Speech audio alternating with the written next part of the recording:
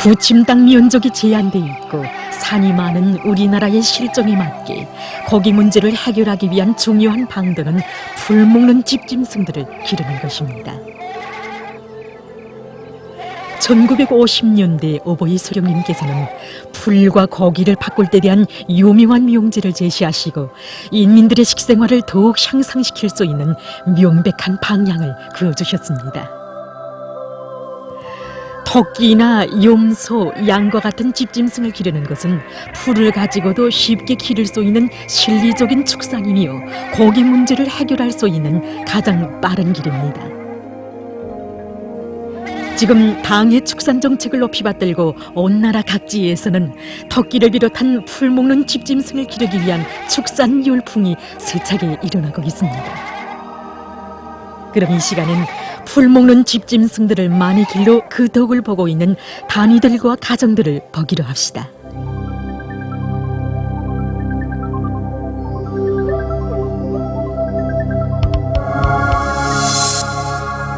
내가 키운 토끼야!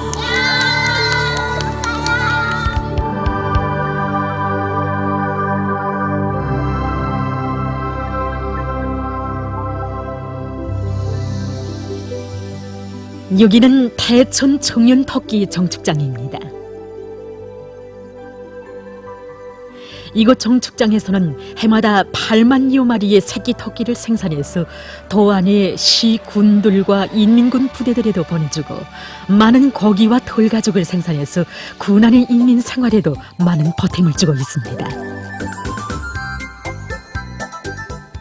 이 정축장에서 해마다 많은 토끼를 생산하는 비결의 하나는 자기 고장의 유리한 특성에 맞게 풀모기 생산 기지를 전망성 있게 꾸려놓은 것입니다. 이들은 정축장을 둘러싼 주변 산들을 모두 산림형 풀판으로 조성해 놓았는데 애국풀, 단백초, 자조꽃짜리 풀을 비롯한 용량가가 높은 다수와 푸른종의 모기풀들과 국화풀, 뚝감자를 심어서 토끼 모기로 이용하고 있습니다. 5월과 6월에 나오는 풀에는 여러 가지 약효 성분이 많습니다. 그리고 일반적으로 볼 때 5월과 6월에는 풀이 만문하고 영양가 높다고 하는데 실제 섬유질이 없기 때문에 토끼, 모기에서 소화 흡수율이 높습니다. 그 다음에는 이 5월, 6월 사이에 나오는 풀들의 여러 가지 약효과가 있기 때문에 토끼한테 아주 좋습니다. 우리는 5월과 6월 사이에 1년의 모기를 사료를 장만해서 연간 배합 모기를 이용하고 있습니다.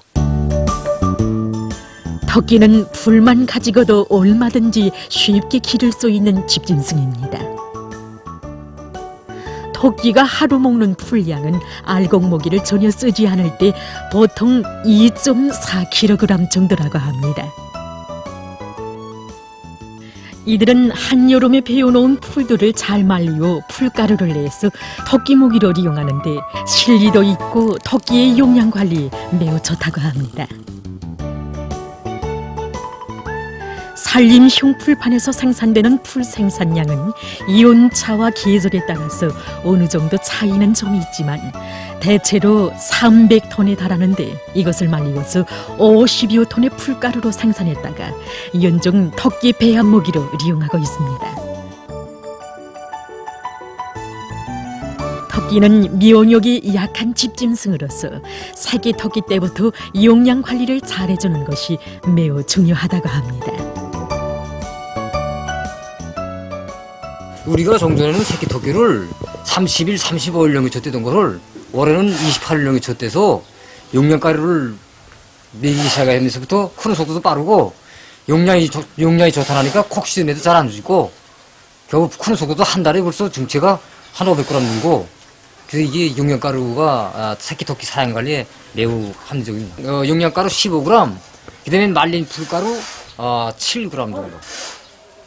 거기서 배합해서 물을 축해서 죽처럼 해서 하루 3끼 먹입니다. 그러니까 말린 풋가루도 여러 가지 자연 풋가루니까 여러 가지 약성분도 많고 해서 솔사율도 없고 성장성도 지장이 없습니다. 이곳 정축장의 새끼 토끼들은 자라면서도 병에 걸리지 않을 뿐 아니라 중체율이 높기 때문에 군과 도는 물론 전국 각지에서도 그 수요가 매우 높다고 합니다. 토끼를 대대적으로 기르면 알곡모기를 들이지 않고도 고기 문제를 빨리 해결할 수 있습니다. 그럼 회창군 회창고급중학교의 토끼 기르기를 한번 봅시다. 이 학교는 오래전부터 토끼 기르기를 잘하고 있는 것으로 소문이 났습니다. 우리 학교는 우리 위대한 수령님께서 토끼를 많이 기를 때에 대한 가르치심을 주신 때로부터 토끼 기르기 운동을 계속 현재까지 수십 년 동안 정상화해 오고 있습니다. 70년대 72, 3, 4, 5 이때 토끼가 1만 마리 이상 기르게 되었습니다.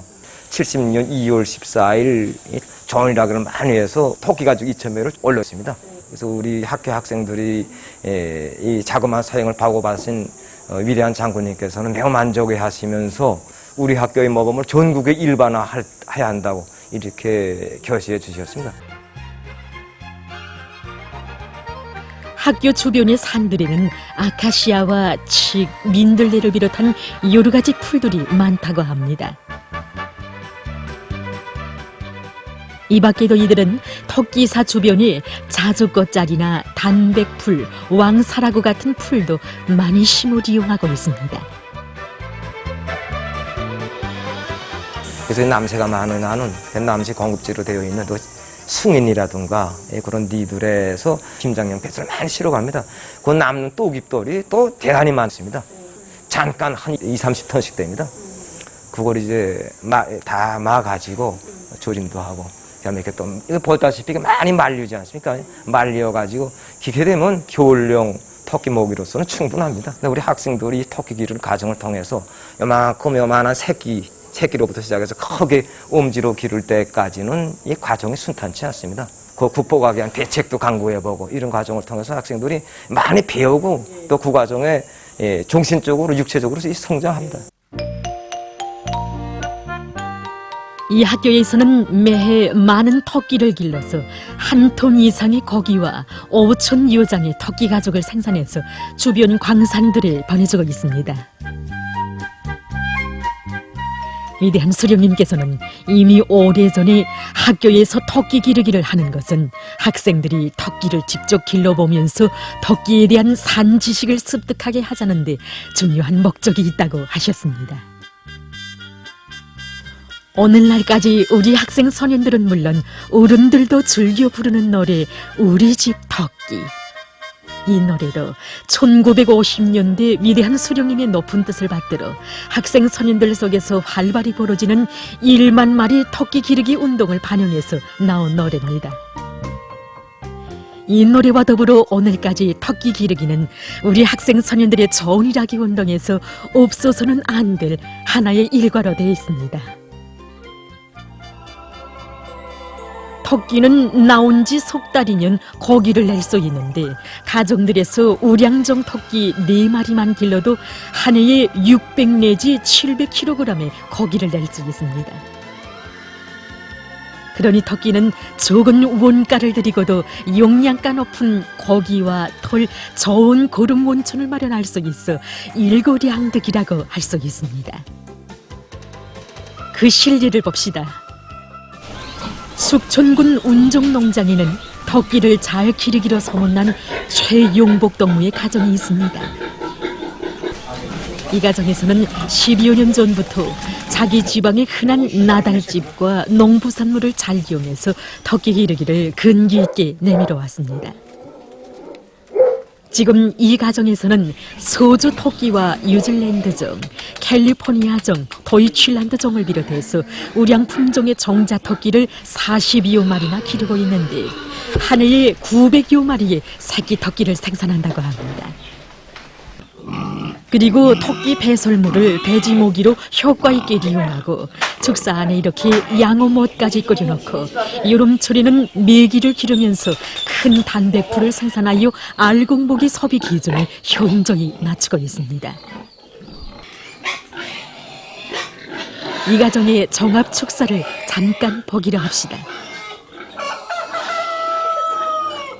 1층엔 메기, 2층에는 돼지, 3층에는 닭, 4층에는 토끼, 5층에는 비둘기까지 기르고 있습니다. 이렇게 토끼와 닭을 층을 지어 같이 기르게 되면 각종 전염병을 막을 수 있고, 토끼 배설물은 정축돼지들의 새끼 나이율을 높이는 데도 좋다고 합니다. 정말 정합축산을 해보니까 우리와 같은 농촌 가정들에서 얼마든지 거리형 순환 생산 체계의 덕을 톡톡히 벌 수 있다는 것을 확신하게 됩니다. 우리 집에서는 지난해만 하여도 돼지고기 650kg, 메기 500kg 비롯해서 많은 고기를 생산해서 가정 살림에 이용하고 또 작업반 경영 활동에 효과적으로 쓰기도 하고, 그리고 인민군대 원어도 하고 있습니다. 이 가정뿐만이 아닙니다.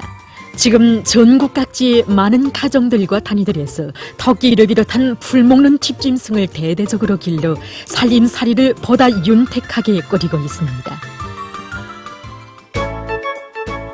회창군 상옥관리에서도 수십 년 전부터 풀먹는 집짐승을 많이 길러 그 독을 단단히 버는다닙니다. 간혹 어떤 사람들은 방목지나 풀판이 없으면 집짐승을 기를 수 없는 것으로 생각하고 있습니다. 그러나 이곳 군 상옥관리소에서는 주변 산들을 잘 이용해서 염소와 토끼를 비롯한 풀먹는 집짐승들을 많이 기르고 있습니다. 염소와 양 역시 일고량득, 일고다득할 수 있는 집짐승이라고 할 수 있습니다.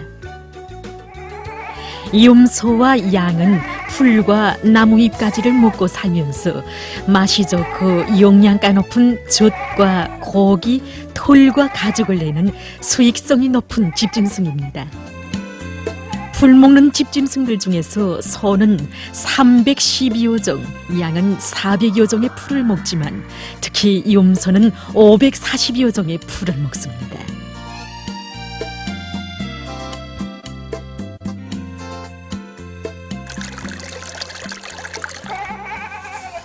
여기는 군 상호관리소의 이동축사입니다.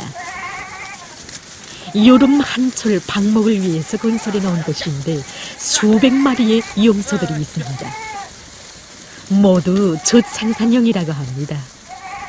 이들은 여름철 조건에 맞게 염소의 무리 짖기를 잘해서 자기 지대의 자연지리적 조건에 맞게 방목을 조직하고 있습니다.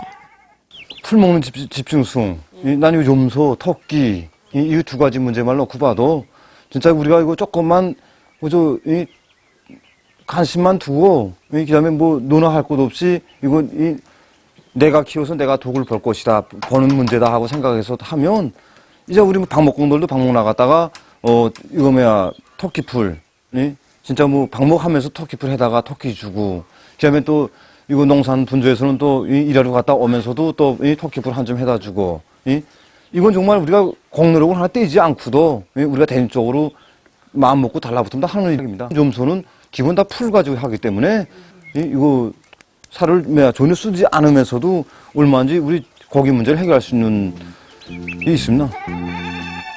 이들은 현재 400여 마리의 염소를 길러 연간 6톤의 염소젖을 생산해서 군안의 애육원, 육아원들과 학교들에 보내주고 있다고 합니다.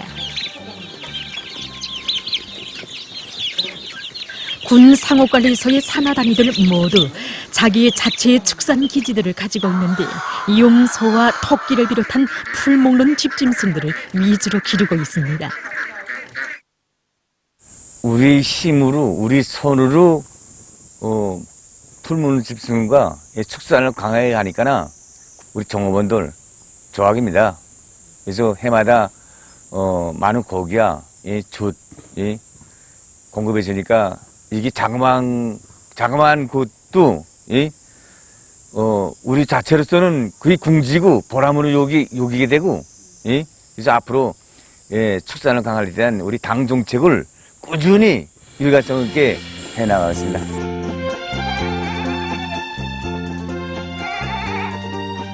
언제나 인민들의 식생활 문제를 두고 그처럼 마음 쓰신 위대한 수령님들께서는 가는 곳마다의 대규모적인 축산 기지들을 마련해 주시고 우리 인민들이 그 덕을 보도록 걸음걸음 이끌어 주셨습니다.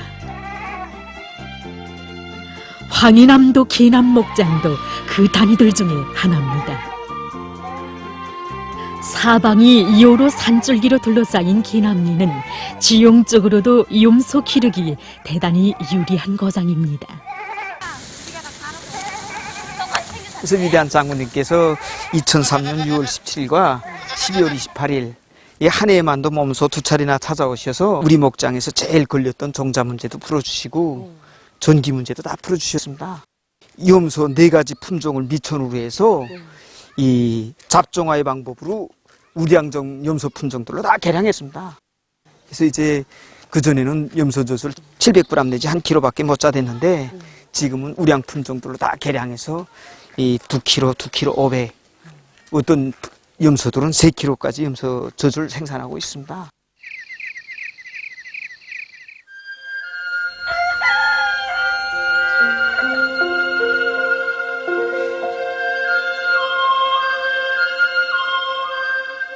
이 6시 여름철에 관리공들은 6시가 되면 방목을 떠난다고 합니다. 축산 1분장에서는 샤오만종 염소와 파울 염소를 기르고 있는데 관리공들은 매 사람이 20 내지 35마리 정도의 염소를 맡아 관리하고 있습니다. 염소는 높은 곳과 마른 것을 좋아하며 짓밟힌 풀을 비롯해서 오지러워진 모기와 먹다 남은 모기, 비와 이슬에 젖은 모기는 잘 먹지 않습니다. 염소를 방목할 때에는 똘기나무 잎이 많은 것들을 따라가면서 먹이는 것이 좋습니다. 자연 풀판으로 되어 있는 이 방목지에는 염소들이 좋아하는 여러 가지 나무들과 풀들이 많은데 오늘은 염소들이 만문한 쑥을 많이 먹고 있습니다. 염소는 겨울철에도 눈이 20cm 이상 쌓인 날을 제외하고는 산과 들에서 노안 먹이기를 진행합니다. 겨울철에 염소의 기본 먹이는 말린 풀, 말린 나무잎까지 나달집을 비롯한 거친 모기와 풀조림과 무 같은 즙 많은 먹이입니다. 이 염소는 더켄 부르구종 염소입니다. 목성이 좋고 뱃집이 큰 이 염소는 먹이 조건이 매우 불리한 속에서 잘 견디며 다른 염소들보다 경사가 급한 속에서도 잘 견디는 특징을 가지고 있습니다.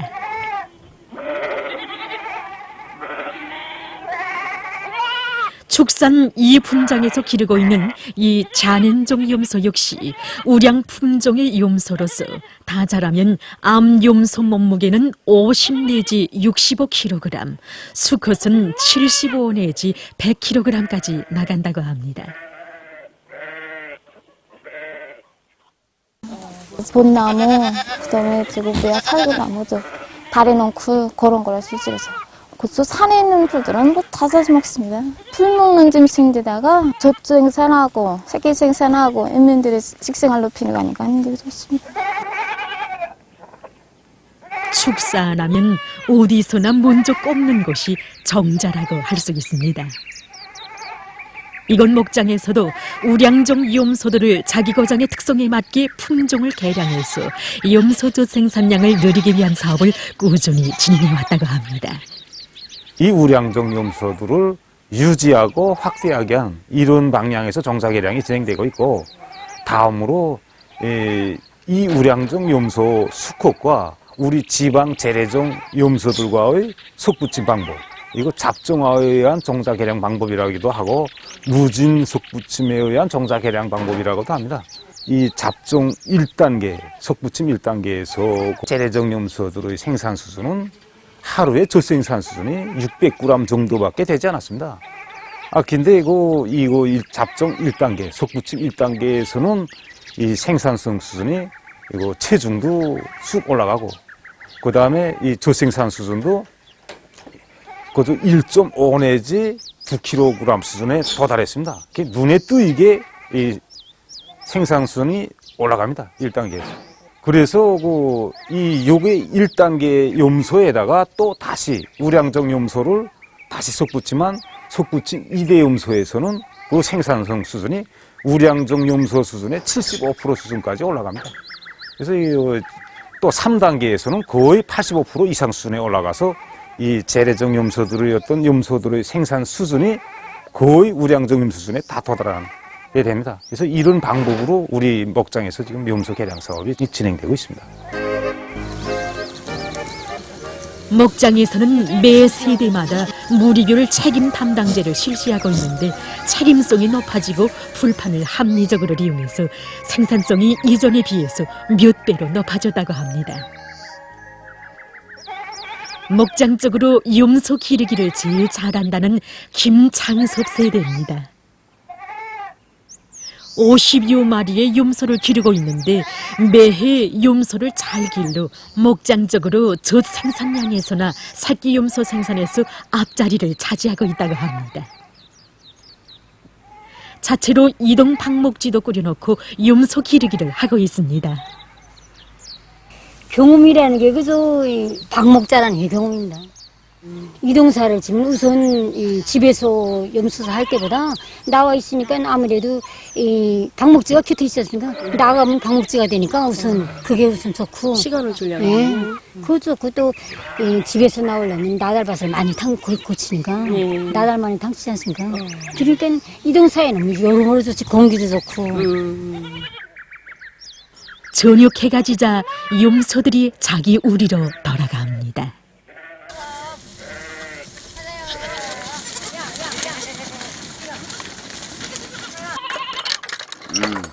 우리 염소들은 젖 잘라고 이렇게 바켓만 들고 나서면 찍 둘러서서 다 이렇게 줄져 선다. 그러니까 앉아서 그저 한 바퀴씩 짠다. 빙글빙글 돌아가면서.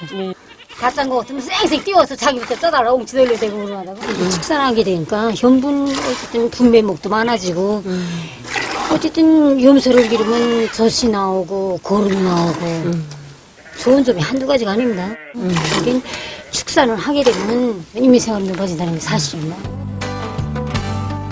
불리한 조건에서도 잘 자라는 이 우량종 염소들은 하루에 최고 존량이 2 내지 3kg 정도나 된다고 합니다. 재래종 염소보다 하루 존량이 거의 4배나 되는 셈입니다. 7달 동안의 젖 생산량은 500kg 정도이며 최고 1톤까지 생산할 수 있습니다. 염소젖은 다른 소젖에 비해서 그 용량학적 가치가 매우 높습니다. 염소젖 2.5kg은 용량 가치로 보아서 달걀 25알과 맞먹으며 단백질 함량으로는 달걀 16알과 같습니다. 한 집에서 우량 품종의 염소 1마리를 길러 1년에 젖 500kg만 생산해도 그것은 용량가로 보아 달걀 5,000알, 단백질 함량으로는 달걀 3,120알과 맞먹습니다. 만일 전국의 농촌들에서 약 100만 마리의 좋은 암염소를 기른다면 1년에 근 50만 톤의 젖을 생산할 수 있는데 이것은 용량가로 보아서 달걀 55갈, 단백질 함량으로는 달걀 31호갈과 맞먹는다고 합니다. 실지 뼈심을 들인 것만큼 생활이 윤택해진다는 것을 실생활을 통해서 터득한 이들은 올해 염소젖 생산량에서도 목장적으로 제일 앞장에 섰다고 합니다.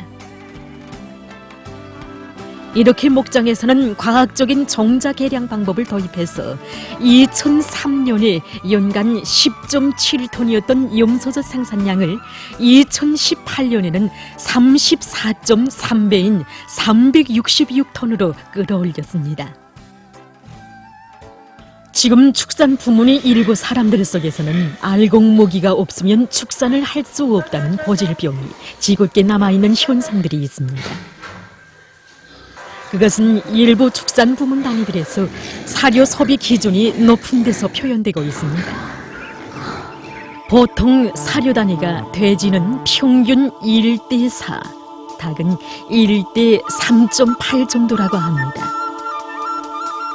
이것은 돼지고기 10톤을 생산하는데 강냉이 40톤을 들이는 셈입니다. 이렇게 참새를 잡는데 대포를 쓰는 격으로 축산을 한다면 우리 당의 축산 정책을 올바로 집행할 수 없으며 언제까지도 그 덕을 볼 수가 없습니다.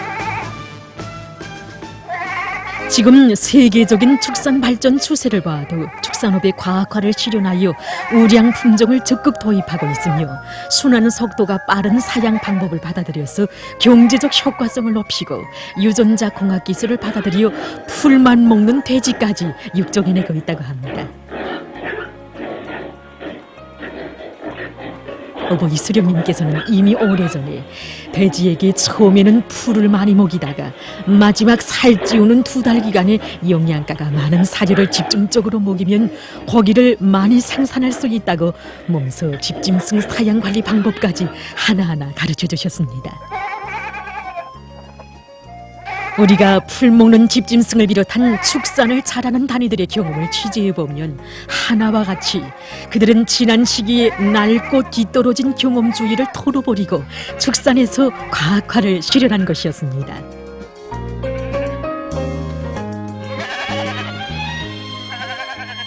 이들은 사료 문제도 풀과 고기를 바꿀 때 대한 위대한 수령님들의 유훈을 관철하여 풀판을 대대적으로 조성하고 모기 작물을 많이 심어 집짐승 모기 문제를 해결하고 있습니다.